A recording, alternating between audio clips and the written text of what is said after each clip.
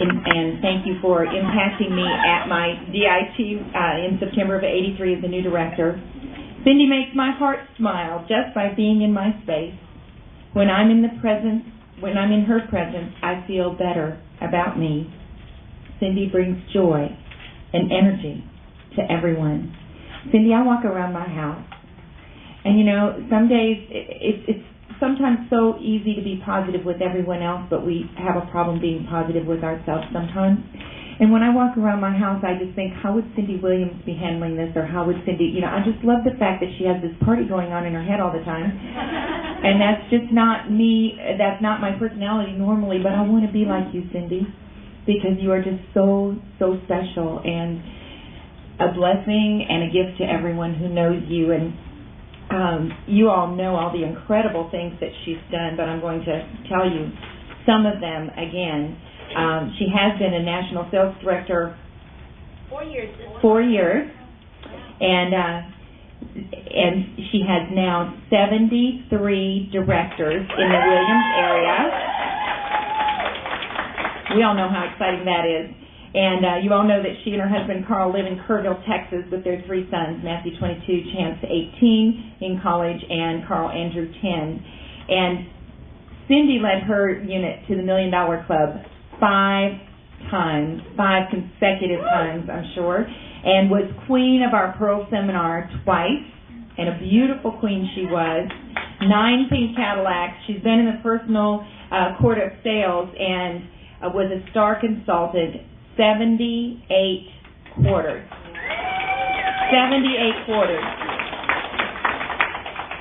And probably if we could vote her Miss Go Give every single year, we would. But she was our national Miss Go Give in February of 1989. And her highest check, we're all aspiring to, was $32,473 in a month. Cindy, you are one of the most special people in all of the world. You are a gift to each one of us, and we are so blessed to know you, to have you in our presence. And I mean, sometimes I just can't believe that we get to have her here with us, because she could have chosen to be in a lot of other places. But we're just so glad that you are a part of our group. And so, Cindy, we can't wait for your gift to us today, your class to us. Come on up here, Cindy Williams.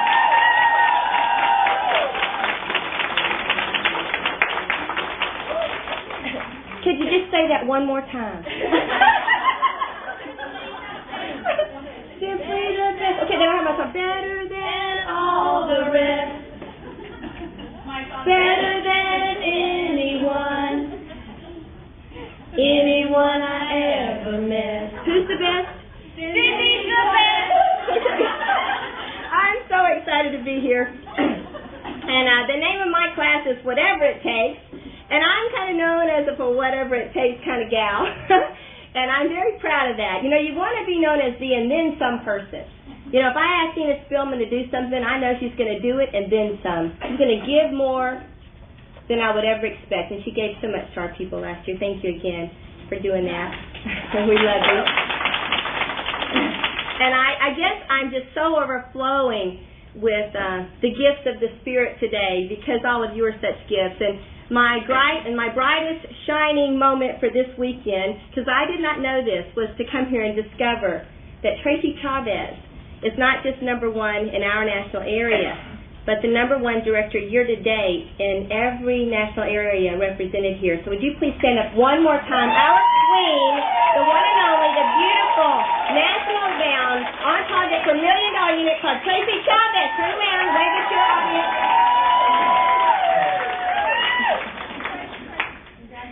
We are so proud of you. And her area is exploding. We're excited to see the growth in the Chavez future national area. I want to applaud the women of this weekend that joined the Whatever It Takes Club to be here this weekend. How many of you had to really stretch and work to make it a possibility that you would be here? Wave and let everybody see that you are the and then some, the Whatever It Takes kind of gal. Give them a big round of applause. And Mr. Murray, that's in the back of the room that's printing our pictures for us, I know that he is extra proud because his wife did the and then some to be here with us. And so So we applaud both of the Connertys in the back working for us. Let's give them a thank you right now. We're going to bring Murray up front for just a 5 or 10 minute speech in just a little while. We'll just let him prepare for that right now as he's working on those photos. How many of you have made miracles happen in the past in your business? Maybe not. Maybe this was a snow-in, this was a sure thing, but you've had miracles happen when you did more than you ever dreamed that you were capable of because you pretty much just had to. Sometimes I visualize myself in a tunnel. And there's a light at the end of the tunnel, and I'm going for it. And there's no way to get out of the tunnel, and I can't go back. That's commitment. That's when you just do whatever it takes to make things happen. And sometimes, I say this all the time, so people will say sometimes, how do you do this or how do you do that? Sometimes you do not do your best. What do? You do whatever it takes. There's a big difference. When you're dog determined, when you're committed, you don't do your best because your best isn't good enough. You tap into a power and a potential that's far greater than what you ever imagined. I believe that most of us, all of us, we've just seen the little tip of the iceberg that's jutting out above the surface of the water. And 90% of that iceberg is just untapped potential down below the surface. And until we get in a position of fire, usually, or pain, or growth, or change, we don't tap into the potential underneath. Am I right? Unfortunately, it is the challenge that bring about the growth. And some of us are having mountaintop experiences, and some of us are having valley experiences. But it is not what happens, it's how we respond to what happens. And so I want you to think about that no matter where you are in your business or how you came here this weekend, it's big girl stuff. It's easy to be on top and be excited when you're the queen. But what character is developed and shown. I've got a card that's on my desk and it says, character is not built by challenges, it's revealed. Does that make sense? Doesn't say exactly that, but you get the message. Your character isn't brought about by the adversity, it's revealed. That's true. So who we are is revealed in adversity. And so I want you to realize, who are you under that adversity? Because we all have it. This building I want to talk a little bit about, and I'm excited that I got to be chosen to be the person to speak to the building, because I got to share a story about this building.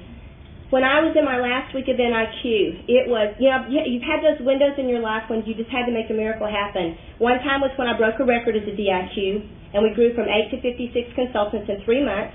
My DIQ production was 11,000, 19,000, and then 23,000 wholesale in those 3 months' time. And I was this kid in Louisiana, but I had this mission to break this record, and I was just obsessed with this record. So that was one of those times when I just had to tap into way beyond my potential. Way beyond what I was capable of. Then another time was when we moved from Louisiana to Texas, and I went from being a $400,000 club director to zero club. And I moved into my house in Kerrville in January of 1986, and I didn't have a customer, and I owed the company money because I had more going back than I had going in. And I just said, put on my tab. Put on my tab. I'm coming back. It was only a little while. It was just like 2 months, though. It wasn't like, I've never owed anybody a dime in my life that I didn't pay right away. It wasn't a big tab for a long time. But then I grew from no consultants, no customers, nothing, in January, where I was nobody breathing in my unit, March winning a Grand Prix, and June winning a Cadillac. So in 6 months, I went from the negative to on top of the world. And then the third time in my life, and this is the whatever it takes, this is when you're in the zone. You're in the zone to do whatever it takes. And some of you will grasp that this weekend, that you're going to get in the zone, that you're going to do whatever it takes to get you a position of National Sales Director. And national can be achieved in 1,000 days. Kathy's taught us that. Some of us, it took a long time to even figure out we could. There was a different picture being painted by our company, by us. We were guilty as the leader because we couldn't see it, so nor could we sell it. Well, what are you guilty of as the leader? If you can't see it, you can't sell it. But now we can see it and we can sell it. That's why we brought y'all here. We're selling it, man. It's a raffle. We're selling tickets. Oh, this is a sure thing. You're going to win. But there was a window. My other window when I had to do the whatever it takes, it was in my last week of NIQ. And I came to Dallas, and I just want to publicly thank Christy Weems. Where are you, Christy? She in here? She stepped out for just a Oh, man. She's writing her new story. Yes, so you know what? Well, I'm going to share it with you, and then we can share with Christy later. But that was the week that I came to Dallas. And, you have to have a certain number of directors reach a certain level of production. And Christy was one of my directors I had to come and move in with for that last week to raise that production level up. And it's so exciting because that's been her story. She's so thankful that she got to be that person, and she trusted me so much unconditionally and loved me so much, and she allowed me to move in with her and to work with her unit and to go out and get the people, because a lot of people wouldn't have let me do it, and it would have stopped us from finishing. So I will forever be thankful to her. But that's been her story, and she said, you know what, I'm ready for a new story. And she grew from 62 to 100 in really like 35 days. To be here, because she wasn't missing this, because she says, I'm ready for a new story in my life. I don't want that to be my story anymore. So this is the last time I'm going to tell that story. And when she comes in, she got a new story, and her story is a victory and not of being the victim that her national had to come and rescue her, that she is rescuing herself today. So that's my Christy. But let me go back to that week. Now that you know the rest, and please God, don't let her walk in just to hear that part. Y'all need to let her make sure she's heard the rest of that story.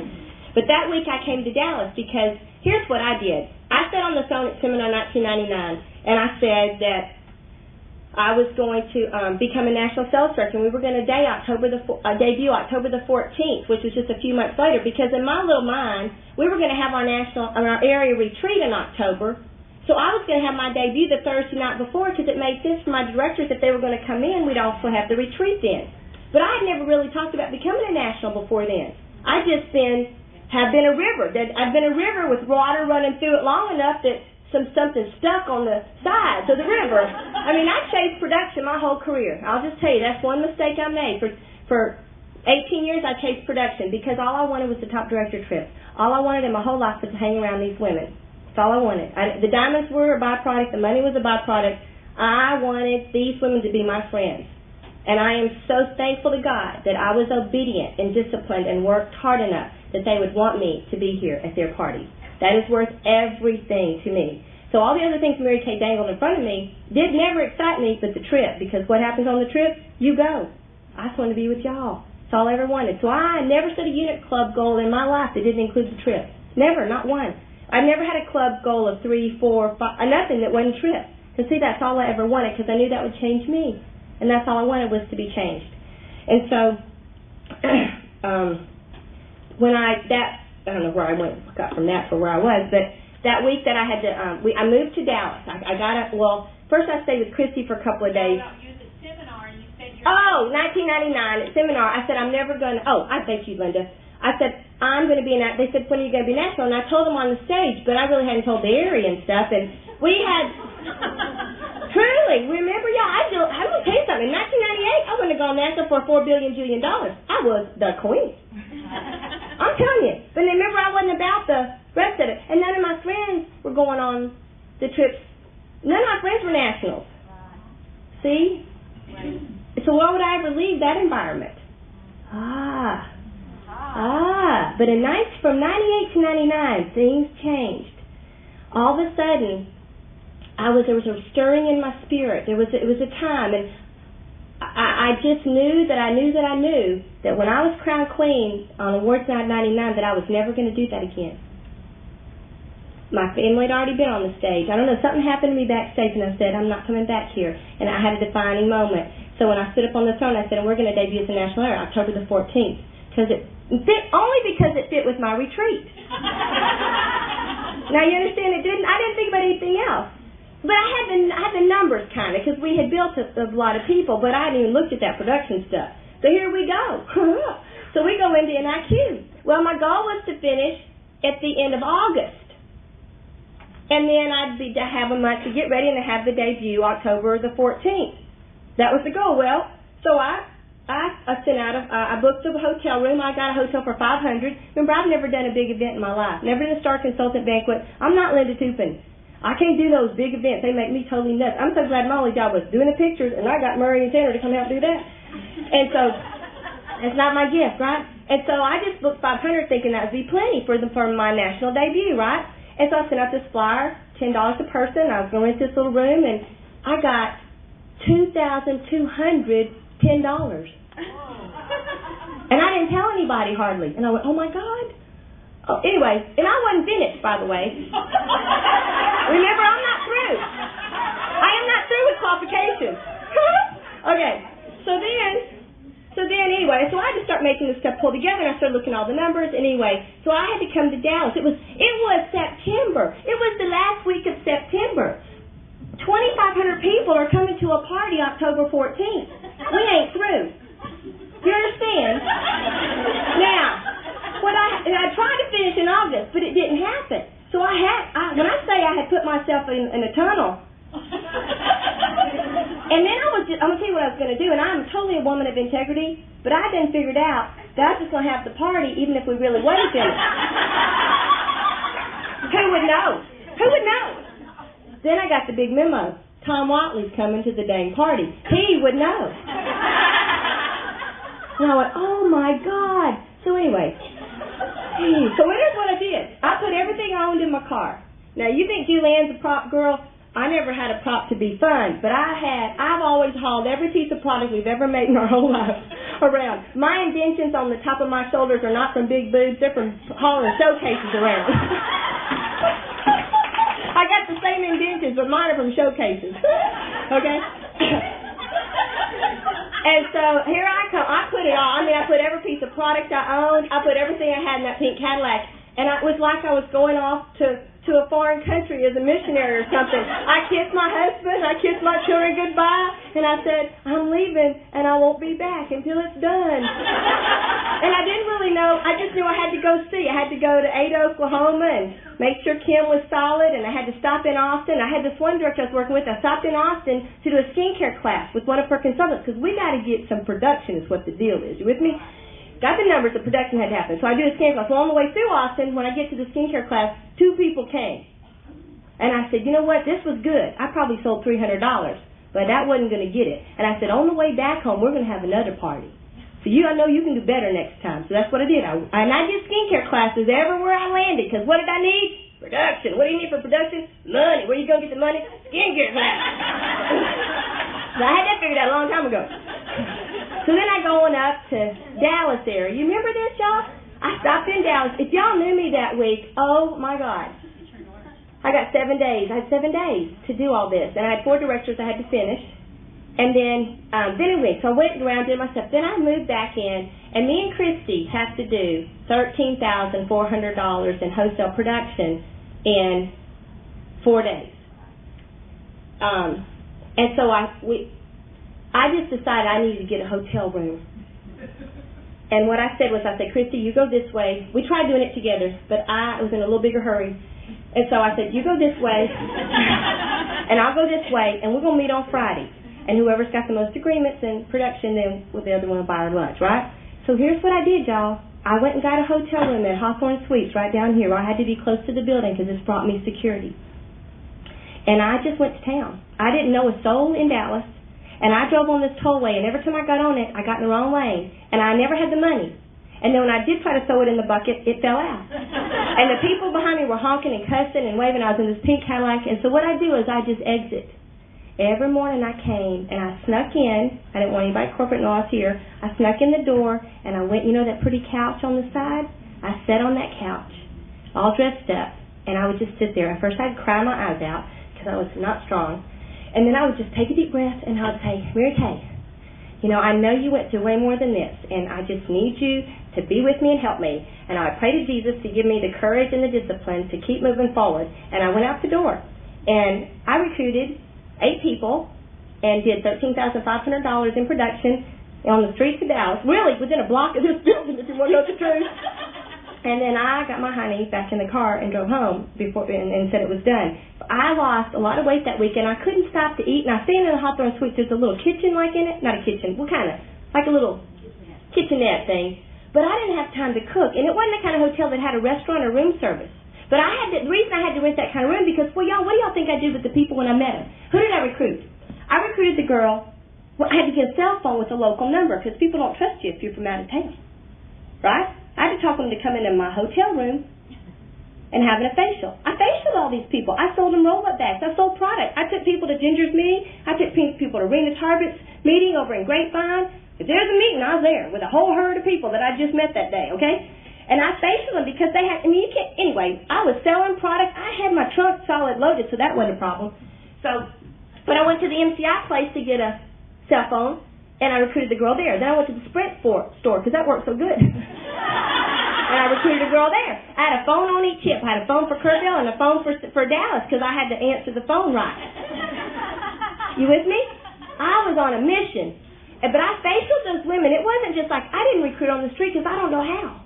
I really don't know how. It's just like I wish I could kind of skip that sometimes when I'm in a hurry, but I don't know how. I'm creased, Linda. I'm creased. So anyway, that was one of my whatever it takes moments. But let me tell you something. When I left my house, it was done. Because it didn't matter what I had to do. I was not finishing. My people were coming in 2 weeks. Be clear. 2 weeks. Now, let me tell you the rest of the story. Remember, I had only still had a room for 500. Had I had time to get a room? Now, you want to talk about some fast moving. Did we not have the best debut in the history of the company, in the most beautiful building in the world? No place in San Antonio was open. I rented a building that had been closed for 20 years. We all went there with buckets and rags and washed every seat. I'm not kidding y'all. It was unbelievable. But guess what it was? It was an old, beautiful theater with marble columns and an incredible stage. It was just a fabulous, but it's been closed for a long time. They didn't have lighting. I had to hire a lighting crew. They didn't have sound. In 2 weeks, we did all of that and had the party of the century, and nobody ever knew that it was a whatever it takes moment. And nobody needed to know. I was finishing. And guess what? When it comes right down to it, it's up to you. Your people want you to be a part of a national area. My people, I know that they're proud that they're a part of our national area, and I've earned that through working hard and loving them unconditionally and being honest and of integrity with them all of these years. But it really was not their responsibility. They did what they were doing, and they ran the race with me, and most of them I didn't have to go work with them individually. It was done. But, pretty much it comes down to the leader. It's the leader. You create the desire, you create the esprit de corps. And I'll share something else that there's a scripture about the sheep know the shepherd's voice. That's so powerful to me, and until I really heard that and understood that, I've always seen everybody else's tapes more than mine because we all feel inadequate. I don't care how great you are, how many accolades you got, you think somebody else is better than you, and you want to send them the other person's voice. But the sheep know the shepherd's voice, and you're the shepherd of your sheep. So let that be a message to you to make your own tape. Even if it's not a good tape, it's better than somebody else's tape to your people, okay? So this building made me feel powerful. It powered me up for the job ahead. You've got to know what your source of power is. You've got to know where you go, that you can feel powerful and you can be prepared for the journey. My sister Sherry and I have that same spirit that allows us to be a whatever it takes kind of person. And your beautiful future national sales director, Lucinda Utley, asked me in the restaurant, in the back of the restroom, she said, this is a funny question, but she said, did you ever drink before when you were younger? I loved it. And I said, yeah, I did. I really loved to drink. And I said, I would still now if I didn't have so much to do. I don't drink at all because I can't. I drink a teaspoon and I'm just high as a kite. But it's not that I don't love to party. I love to party better than anybody. Is that apparent? I do really love it. But we grew up in a crazy world. And some of y'all didn't realize, don't really know our story. But Sherry and I, we were talking about one of our stepdads a while ago. She tried to shoot him, and I tried to have him committed. But anyway, our mom was married 7 times, and all of them were alcoholics and abusive. And so we came from an insane childhood, an insane upbringing. And Lucinda said, how could I be so fun now? And I'm going to tell you, Sherry is more fun than me, and I can't wait for her to be a national sales director because she makes me look like I'm sad and depressed and slow, truly. In my life, everybody that knows her, she's just like a breath of energy for the world. It's because we grew up so hard, I think, that we will not let another day of our life go by that we're not living out loud and on purpose and being happy. You know, I feel like the first years of our life were kind of stolen, and the next years of our life, we're not letting anybody steal our joy. Nobody's going to steal and we're running our own little parade, aren't we, Sherry? We're marching to the beat of our own drum. Y'all should come along. And we have a sister in between us that's totally not marching to the beat of that drum. So you see, it's not what happens to you, it's the choices that you make and how you respond to what happens to you. So I just want you to kind of know that you never know what house somebody else is living in. I was never the cheerleader. I didn't even have a date in high school. I actually have always thought of myself as the ugly duckling that grew up into the beautiful swan, because I was quite not very beautiful when I was younger. Okay. Something else I want to tell you about this, whatever it takes spirit. So many times, and I know, somebody said it this morning, and I'm so thankful they said it. Some of you think that the price is too high. Some of you think that whatever it takes spirit only applies to Mary Kay. Be clear. I have that spirit with my marriage. I have that spirit with my children. I have that spirit in everything that I do.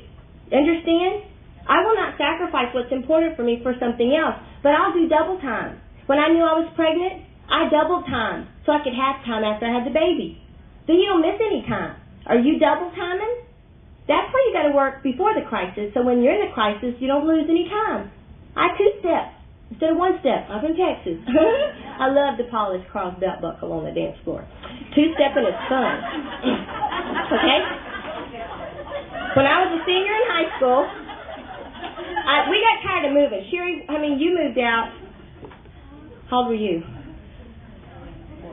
14. Sherry moved out when she was 14.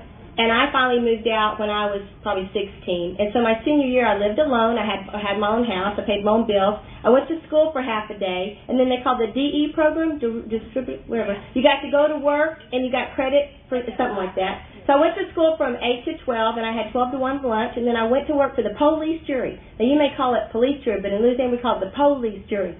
Went to work at the police jury doing them checks. They crunched some little numbers in the little checks for 4 hours. I did that from 1 to 4 for 3 hours, and then I went to work at 4. So I got off at 4 and went to work at 4. So I hauled it across town and went to work at a restaurant where I made $1 an hour, and I worked there from 4 to midnight.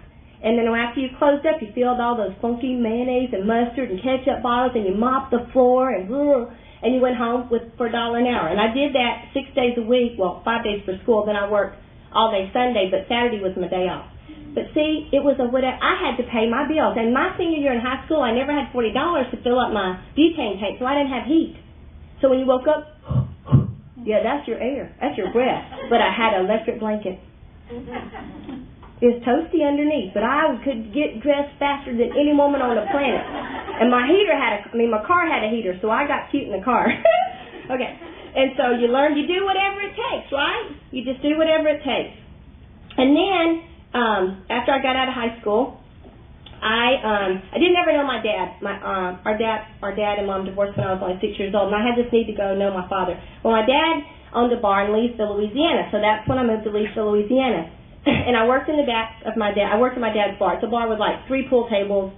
It opens at 9 in the morning, and they're waiting outside for it to open. It's not like Cheers or like a club. Because it's a B-A-R bar. The men on the bar stool at 9 are the same men on the bar stool at 2 a.m. This is their home. This is their home. And my dad, so there was a little room in the back of the bar that was a closet, but my daddy had a bed in it and one of those showers that you could stand up, didn't really, and a little potty in a one little room. So, and I lived in the back of that for a year, and I worked all day in the bar. Well, worked from 5 in the afternoon till 2 o'clock in the morning. And then on the day I went and made all the deposits, and I made $1 an hour doing that job, and I worked 90 hours a week because I worked during the day to do all the other stuff. I cleaned the bathrooms. It's nothing more fun than cleaning the bathrooms in a bar. And I did that for a year. And then my mama moved there. My mom had left whatever husband it was by then, and she moved to Leesville. She followed me. And so when my mom moved there, she started dating a guy, naturally. And so she dated Harold. And so Harold worked for a big construction company, and his secretary had to have surgery. And Harold needs somebody to answer his telephone. And so he asked me if I would come in and answer the telephone for a couple of weeks while his secretary had this surgery. I said, yes, I will. And so I went to work at 7 in the morning, and got off I went to work at 7 and got up at 3:30, I think. 7 in the morning till 3:30. Then I got off at 3:30, drove back to the bar, and I worked from 5 to 2 o'clock in the morning, and I slept in the back of the bar. And I did that for about a couple of weeks because it was supposed to just be a part-time job until she got better. Well, let me tell you something. In my whole life, I'd never had a job where I got to sit down and made money. If you never had a sit-down job, you ain't too easy to give it up. And I said, well, exactly what does that girl do for you? And they showed me that she did payroll for 300 plumbers and pipe fitters on a calculator because it's before computers. And I said, well, let me see what she does exactly. And they pulled up them big old charts, single in one, withholding, you know, those big charts she used to do. And then she'd figure their check. And then you'd put in that little, I knew how to do that machine because I did that to police jury. I could print a check. And so I said, can I take that calculator home with me? And they said, sure. And every night I practiced how to do that 10 key. And by Friday I said, can I try to do the payroll? They said, sure, if you think you can. And Friday I did the payroll. By the next week I was smoking that puppy and she never got her job back. Now, did I get any sleep? No. But you know what? When you're ready to make a change in your life, you do whatever it takes. When your desire to change is greater than the fear of remaining the same, you will change. And nothing we can say or do will motivate you to do that. But if life hands you something one day that you can't handle, you're going to make some changes, right? So sometimes we got to rejoice. And it's hard for me to even say this because my precious Ginger Benedict's daughter is really sick. And it's hard to stand on the scripture that we stand on all the time. James 1:2 that says, consider it pure joy when you face trials of many kinds. Because only through the trials do you develop perseverance, and perseverance brings about wisdom. I know all the scripture, I know all the words, but her 13-year-old daughter is really, really ill. Brooke had a kidney transplant 3 years ago, and this week we got some bad news, and we got about 10 days to figure out what's going on, or she's going to have a bone marrow transplant, or some real serious life-challenging things. But she's here with us this weekend, because that's who she is. And my heart is hurting for her, but you will never see her hurt in front of you, because she is a whatever-it-takes kind of person. But if y'all could pray for little Brooke, and she's the one that went to Tom Watley's with us the other night. That we wanted to do that for her because we knew that would be fun and she needed a victory. And so it's easy to stand up here and talk about how strong you are, but if you're not walking in the window of crisis, then don't you be too flippant to share how strong you were, because you just don't know. And I haven't dealt with that crisis yet, thank you, Jesus, but there's nothing harder than having your baby to be sick. But I kept that job at Fort Polk for a couple of years, and that job ended, and then because it was when you finished the construction stuff, then the job was over. And then the next construction people came in, and I applied for the job, and I didn't have a college degree. I didn't have any, actually. And so, but I talked that guy into hiring me and had all these college applicants, because I said, I'll get here early, I'll stay here late, I want this job again. And I said, you could never have a better person than me. And I sold him on hiring me, because I was getting real confident in that sit-down job. And you know what? In that 2 years, I rewrote their entire field operating procedures manual. And I don't have any background to do that. But I analyzed what was working and what wasn't. And I knew common sense for how to make it better. And to this day, we exchange Christmas cards. His name was Dave Miller. And Dave Miller prepared me to go into Mary Kay because he believed in me. He was the first person I ever worked for that saw my gifts. And he trusted me, and he gave me more responsibility. I didn't want any more money. I never really wanted the money. I just wanted somebody to think I was okay. And he thought I was great, and so I was great. And I loved that job. And I would have still been at that job, but I met Carl Williams. The day I met him, I fell in love with him. I went home and told my mama I was going to marry him, and I chased him around. I showed up everywhere he did for a year, and finally he noticed me. And then finally one day, after I'd asked him to marry me several times, he said, okay. One day I said, Carl, I love you. And he said, well, I love you too. And I said, well, someday I hope you love me enough to marry me. And he said, well, I always loved you that much. For God's sake, if you want to get married, we'll just get married. When you want to do it? And I said, right about next week would be fine with me. He said, okay, mighty fine. We'll get married. And that's what I did 24 years ago. So thank you, Jesus, for that. And then I got married, and I kept my job. I love my job as a secretary. I loved my job, y'all. I just loved it. I really never had a job I didn't like. I am someone that lives in a spirit of gratitude. I love everything. I say all the time, only great things happen to me. Everything I touch turns to gold. I just say it all the time because you know what? If I think it's so, it's so. And even if it's not really so, you better not tell me. I don't want to know. Be careful what falls out of your little mouth. Words have a life. Even when you're just teasing, it's still real. To your mind, to somebody else's mind. Stop teasing. Stop being sarcastic. It hurts, even when you're teasing. Well, then along came, I got pregnant, and I worked until the day before I had that baby. You see, a whatever it takes person doesn't take the shortcuts. It's not Mary Kay. It was just who I was from the beginning. And that's who you want to look for to be on your team. Not the dang victims, the victors to their circumstances. And Matthew was born, and then I never went back to work because I just couldn't leave that baby. And I thought I would. I love my job, but I love my baby more. And when Matthew was 3 weeks old, he had to have stomach surgery. And I was so into this being this mama. And I nursed him. I just love nursing. But when he was 3 weeks old, he had something called pyloric stenosis, and he had to have stomach surgery, and he couldn't nurse for a week. And so a brand new mama, and so and all that stress of having your baby be in the hospital, I dried up completely. But you know what I did? I relaxated, and that is hard, especially under all that stress. But I did it because what? You don't do your best, you do whatever it takes. And I was nursing that dang baby, it killed me. And so you see, we don't sacrifice our families to be in Mary Kay. You just don't always know the rest of the story. Not everybody really wants to know the whole story, you know what I mean? And so then I'm going along, and I joined Mary Kay, and Matthew, he's 10 months old when I joined Mary Kay. And then I was a happy consultant for a year because I couldn't imagine being a director. If you can imagine what our self-esteem was like. I never went to the same school you 2 years in a row in my life. I changed schools 6 times in the first grade. Because my mom moved all the time because it was always, somebody or something. And so I was very insecure. Oh, my gosh, very insecure. And even when I was the prettiest, from like 18 to 20, I never wore dresses. I never wore a dress that didn't touch the ground. And I never wore shorts. And I only wore turtlenecks and long sleeves. And I still kind of have to fight that sometimes. Because that old tape is still in your head. But just because I believed that I was so unattractive and so unworthy because of all the chaos from growing up. And so, God, when I was the cutest, I wouldn't show it. By the time I got confident enough to show it, it didn't look good anymore. Oh, well, sense of humor. Okay. So then I'm going along. I'm a happy camper. And then something happened to me. You know what? Sometimes it takes something making you mad for you to make a change. You ever had somebody make you mad? I went to this workshop as a consultant, and they divided us into little groups. I didn't want to be a director. The only reason I got a recruit because I got a better star prize. I wasn't building a team. I just wanted a better prize.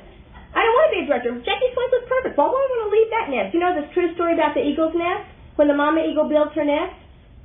When the little baby eaglets are born and their little eggs are sitting on down. Because it's soft and it's safe. And then as they crack open, they're on that little down. And then after a few weeks, the mama throws the down away, and underneath the down she's put straw, real fine straw, so it's still soft. And then a few days later, she pulls the straw away, and underneath the straw, there's little twigs, and it's not as comfortable. Then she pulls the twigs away, and underneath the twigs are thorns. And the eagles can't stand to sit there anymore, or else they'd never jump out of the nest and fly. She put the thorns in their nest so they would be so uncomfortable they would have to fly. And sometimes the thorns in your nest are on purpose. You got to embrace the good with the bad. And there was a director at this workshop. It was in December of 1982. I joined in December of 81. Happy consultant. If it hadn't been for this woman, I'd have still been in Jackie Swank's unit. Because all I wanted was people to love me and great friends. Well, you couldn't have a better friend than Jackie Swank. She loved me so much. Nobody could love you more than Jackie Swank. And so I'd have never left. But we were split up into these little groups, and I was sitting at a table with only one other consultant. And this director came up and sat down, and she always shoved her sleeves up. And she always had her collar up. You know that kind?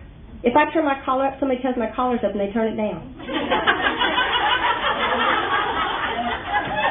But you know what I mean? Can you see her? She was beautiful and tall and gracious, and I just know she was born rich. People that's born rich act different than people that got rich from poor, but I just know she was born rich.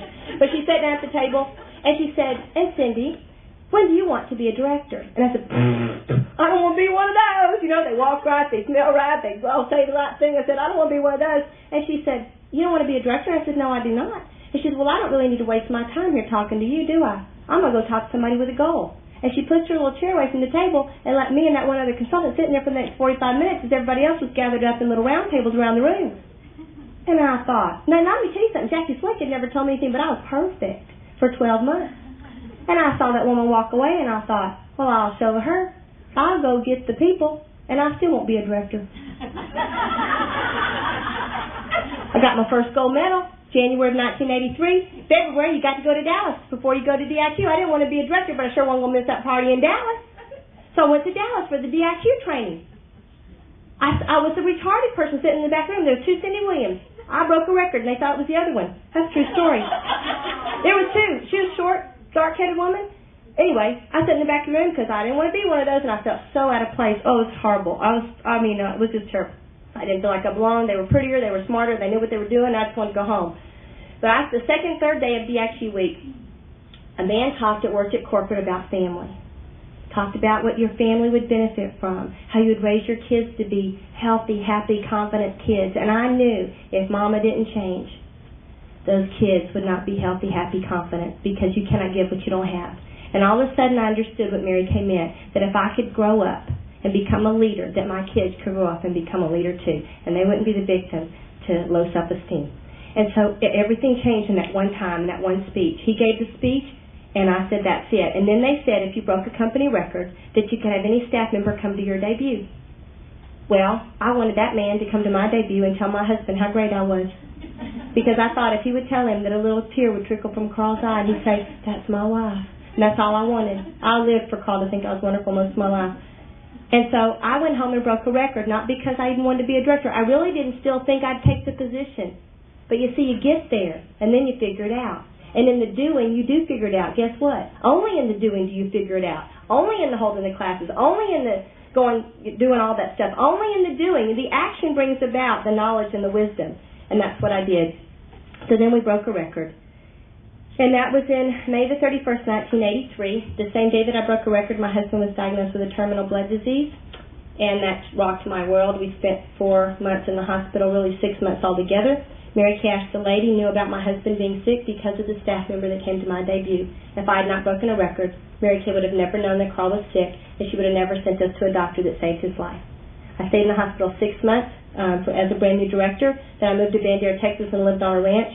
For the next 6 months, I never saw my unit again, but because we broke a record through DIQ, we were number 12 in the Emerald Seminar that year, and I did $400,000 unit club, and I didn't even know top 10 went on a trip because I was so in the zone with my husband. Because you see, I'm a whatever it takes person there too. I dropped everything and took care of my man. So don't you ever say I sacrificed my family for my career, because my family has always come first. We lived on that ranch for 2 years. It was the hardest 2 years of my life. I lived with my mother-in-law and my father-in-law, 400,000 miles away from my family, my customers, my unit members, and everything. But that's okay. You do whatever it takes. And then I was going to town one day, and God tapped me on the shoulder and told me to have a baby. And I shouldn't have had a baby, but because of all the circumstances, but God told me to. And so 9 months later, we had Chance. I named him Chance because it took a big chance, but he was perfect. When Chance was born, Carl said, you know what? We got to get out of this house. I said, thank you, Jesus. And so we bought a house in Kerrville, Texas, and we moved into that house 18 years ago. And that's when I moved in January of 1986. I had done $400,000 unit club, zero club, because I was in survival mode. Went from Cadillac to a Grand Am.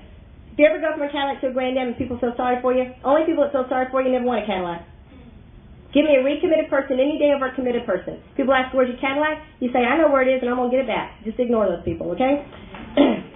And so then it was, I moved into that house, and from January, not having a customer, not having anything, no family, nothing there, March won a Grand Prix, June won a Cadillac, and from June of 86 to June of the next year, June of 87, we won our first top director trip because I was taking my man to Hong Kong if it killed me. I was letting him be around the husbands that honor their wives because I knew if I changed his circle of influence, it would change my man, and it did. That's why I wanted to go on the trips. So that was my first trip. So from then on, kicking along, going great. 1993, Carl Andrew was born on November the 11th, and he was my little welcome surprise. My maiden name is Drew. My middle name is Ann. My husband's name is Carl. So we named him Carl Andrew after both of us. Aww. That was in 93. I worked like a bandit in 93 to get my unit members to 200. I believed if I could get to 200, then I could take off. I could double time. I went from 100 to 200 in 9 months. So I could take off a year was what my thinking was, and I wouldn't miss anything in my Mary Kay business. But you know what happened? It propelled me so much to go to 200, then it maintained. The next year, I did my 2 high unit clubs I'd ever done, and then in 97, we did $1 million, $98 million, $99 $1 million, became a national sales director. And I'm going to close out by just reading this to you.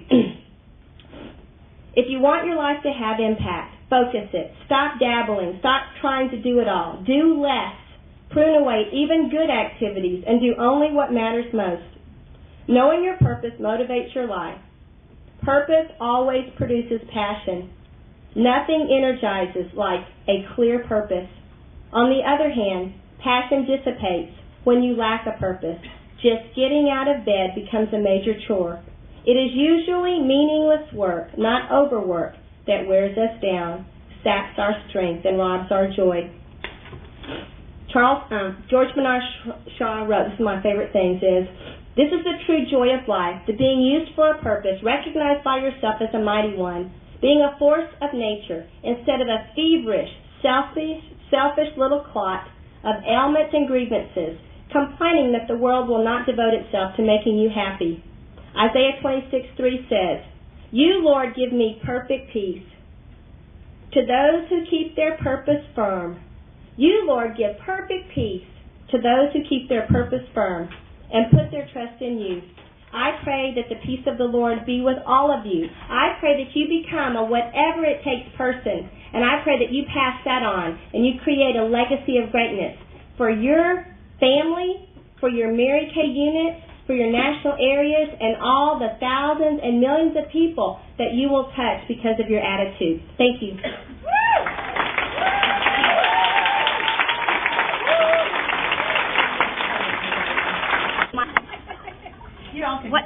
My love language is words of affirmation. And Cindy absolutely is the best national I could ever have, and I know God has totally put her in all of our lives. And the higher you go in this business, the more nationals you get to see and the more people you have. And we do really have the best national, bar none. And one thing that Cindy has done for all of us is she's helped us be real. So we could just be ourselves, and we don't have to put on a facade. We can be who we are and just totally open. And she has always given us that permission and that grace and the unconditional love, and we just love you so much. Isn't that a nice thing to say? What a great thing to say. Come on up, Jeannie. Okay. Yes, that's right.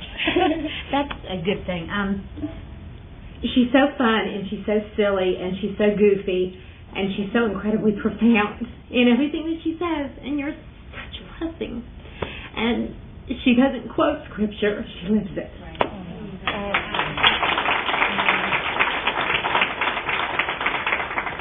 Who else would like to come up and let Cindy know so that it can be on her tape and she can listen to it again and again? A little pressure. Or they can just say it in there. No, we want it on tape. Cindy Williams has been such an amazing example for me. I've heard her story just a couple times before, and every single time new and fresh things are revealed. But to know her, to really know her, is an absolute gift. And what I love best about Cindy is the things that she transfers just by being in her space personally, about always looking for the good and having the positive attitude. But there is nobody that is more grounded in her faith walk. I can't tell you how many times I've called her the situation, and she's either been in the Word or looked into the Word to help me find my solution. And I appreciate you so much that you are God's gift to us as a national, and what tremendous shoes you have to fill. I love you. Thank you. I love you.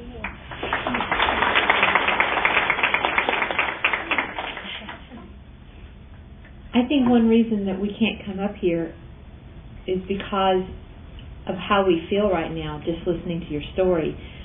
Words are very inadequate, Cindy. I think I speak for everybody in this room. It's very hard to come up here and put into words what you just did to each of our souls. Because we all have lived a portion of your life somehow in some frame. And to know that if we could just be even a tenth of the strength that you have, we would be so much better than we are. And you challenge our soul. You challenge who we are inside. And you set an example that is just amazing, but you make it so real that we all want to do it.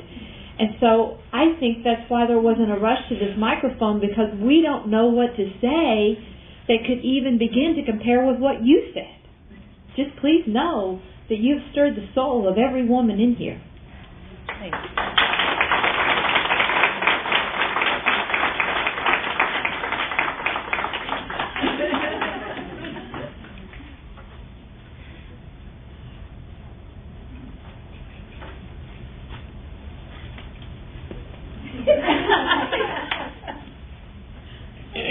You can do it. Oh, yeah. Okay. Because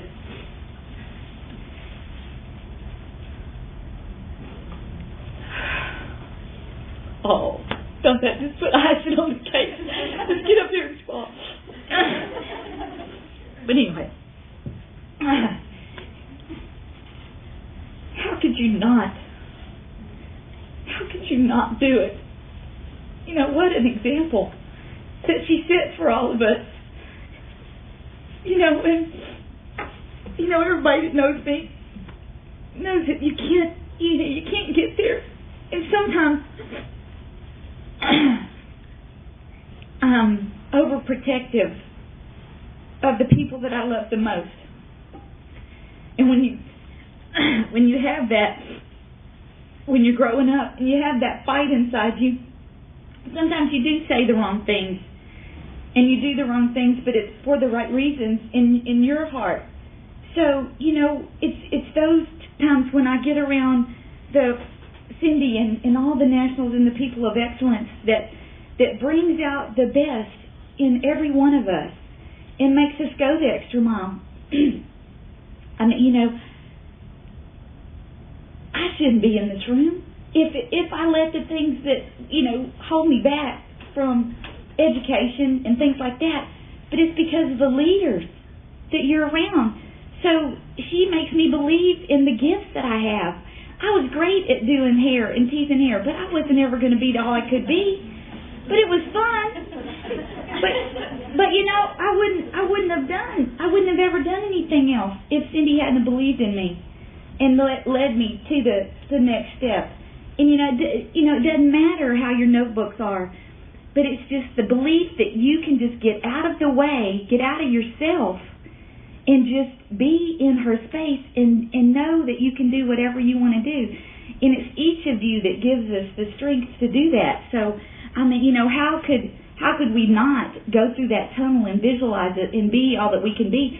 She's taught me how to overcome every obstacle that gets in my way. And I could have stayed comfortable loving my family, but look at what Mary Kay has given my family because of what Cindy has taught me how to do, teaching me how to do that skincare class the right way.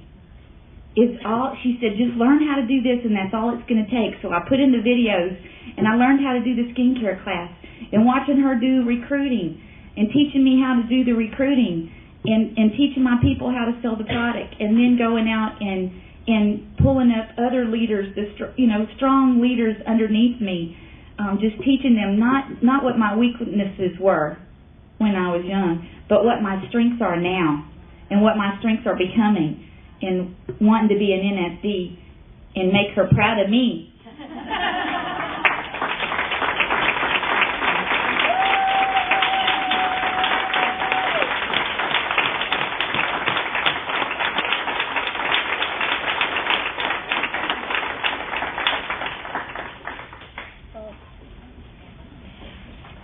Cindy was joking at the beginning that she's a perpetual Miss Go Give, but I just have to thank her for what she did for me and my unit as a brand new consultant, because when I started the company, we were in the Go Give area, and that only had 2 directors. And I hadn't had a chance to meet that yet, but my first big company event was leadership in Phoenix, and I wasn't going there, but Cindy was doing something and invited us and did her presentation, and she was wonderful. And it was such a defining moment because she asked for all the Cindy Williams or consultants to stand up. And everybody in my unit, we all stood up because we didn't even know any different. She had treated us so graciously that we thought we were in Cindy Williams' area. She just was that kind of person. And that was my first introduction to what Mary Kay is all about. And I just thank you for that.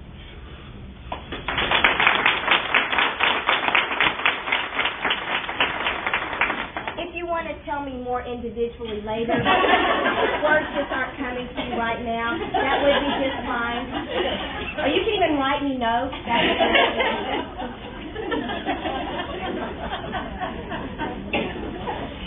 Did you want to say something? No, I'm just going to say Okay.